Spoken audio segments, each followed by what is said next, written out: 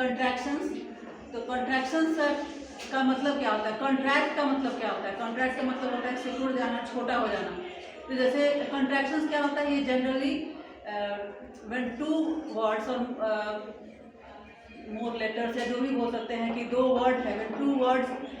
Are combined together और उसमें से सम लेटर्स आर ओमिटेड, कुछ लेटर्स जो है वो हटा दिए जाते हैं, हट जाते हैं और फिर एक नया वर्ड, एक शॉर्ट फॉर्म में उसका वर्ड बनता है, उसको बोलते हैं कॉन्ट्रैक्शंस। तो जनरली क्या होता है, फिर से अगर हम तुम लोगों को समझाएं तो contractions are when two words are combined together omitting few words, few letters to make a shortened word, that is called contraction। और ये जनरली क्या होता है, ये स्पोकन इंग्लिश में, स्पीकिंग में काम आता है या फिर इनफॉर्मल लेटर में, राइटिंग में काम आता है, इनफॉर्मल अगर कुछ लिख रहे हैं तब। लेकिन ऑफिशियल में या फिर आप कुछ ऑफिशियल या फिर कोई एप्लीकेशन वगैरह लिख रहे हैं तो इसमें हम ये कॉन्ट्रैक्शंस वाला वर्ड यूज़ नहीं करते हैं, ठीक है।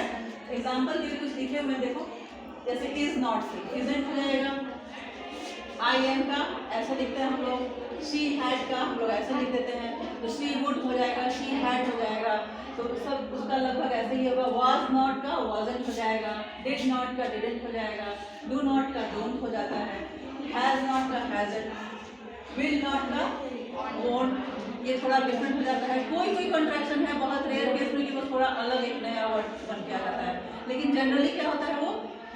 एक अपॉस्ट्रॉफी से, एक और जो हम लोग जो वर्ड्स ओमिट करते हैं उसको एक अपॉस्ट्रॉफी से हम लोग डिनोट करते हैं। तो इसको आप लोगों को समझने के लिए रेगुलर प्रैक्टिस, रेगुलर यूज़ वाला जो इंग्लिश का वर्ड है जो आप हमेशा यूज़ करते हैं उसी से समझ में आएगा आपको, और करते करते समझ में आ जाता है। तो ये है कॉन्ट्रैक्शन, समझ में आया। तो आप लोग क्या करिएगा, एक एक करके आप लोग सब लिखिएगा, कुछ ना कुछ डेली यूज़ का है, आप लोग हमेशा इसको करती हैं, हमको पता है और आप लोग को भी पता है, बस आपको ये नहीं पता होगा शायद किसको कॉन्ट्रैक्शन होगा। तो आप समझ में आया कॉन्ट्रैक्शन से ये